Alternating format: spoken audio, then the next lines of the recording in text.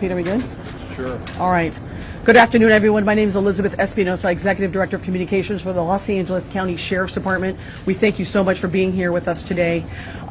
In the order of speakers that we will have today will be LA County Fire Chief Daryl Osby, and then we will have LA County Sheriff Alex Villanueva come to the podium. Thank you.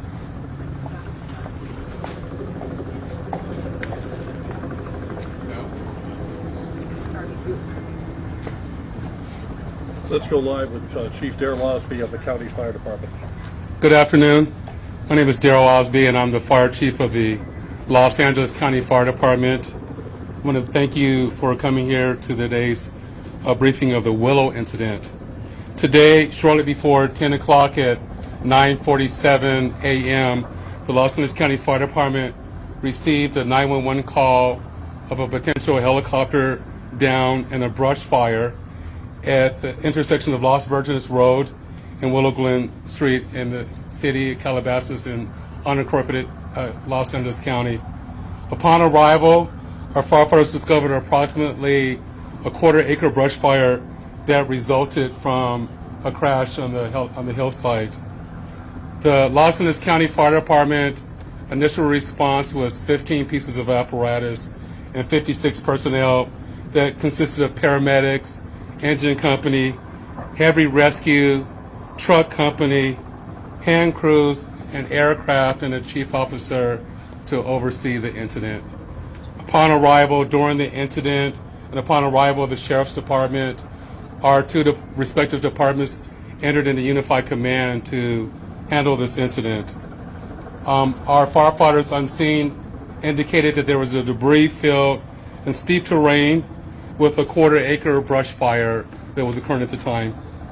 Our firefighters hiked in to the accident site with their medical equipment and hose lines to extinguish the stubborn fire, as it included the brush fire, debris from a helicopter, and the fire also included magnesium, which is very hard for our firefighters to extinguish because magnesium reacts with oxygen and water.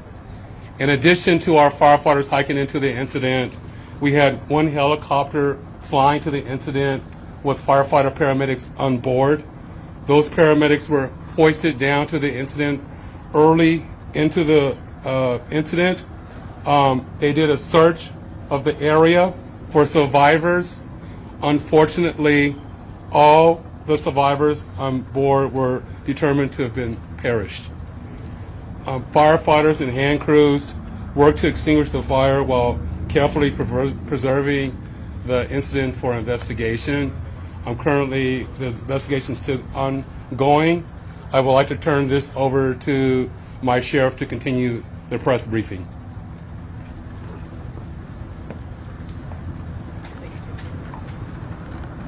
Thank you, Chief Osby.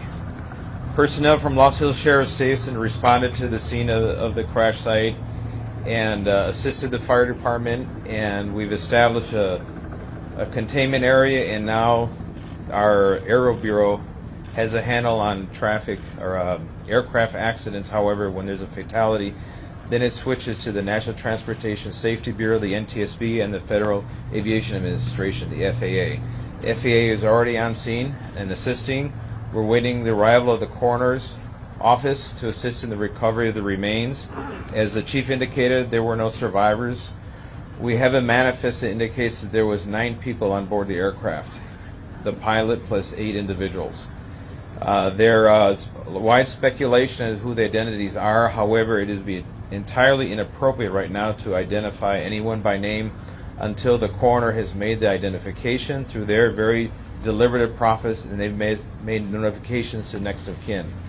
And it'd be extremely disrespectful to understand that your loved one was perished and you learn about it from TMZ. That is just wholly inappropriate, so we're not going to be going there. We're going to wait till the coroner does their job, and we're assisting the families of those who believe they've been impacted, and it's a tough process.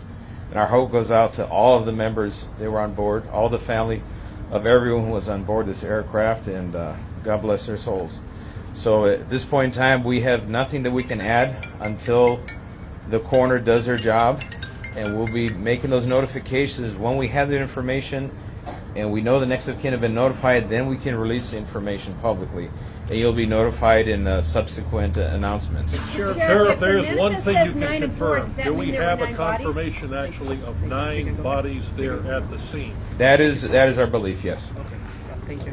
So we realize at this point there are so many questions. There's a lot of information out there, and again, we understand. There's a lot of information that's floating, but we certainly have a responsibility and an obligation, out of respect, of course, for the families. And this is a very difficult time for us all, for the city. We have the mayor here of Calabasas, also City Council. We thank them for being here, and in fact, they wanted to pass on a message that for those in the community that want to gather here and are coming to Calabasas, if you do, you are welcome to join others at the Dianza Park here in Calabasas, and the cross streets there are Los Hills and Las Virgenes. Also, the Sheriff's Information Bureau will be sending out updates as to when there will be, if there is one, a press advisory out, a notification of another press conference or any other updates through our Twitter. So please look for that. And again, we thank you so much for being here today.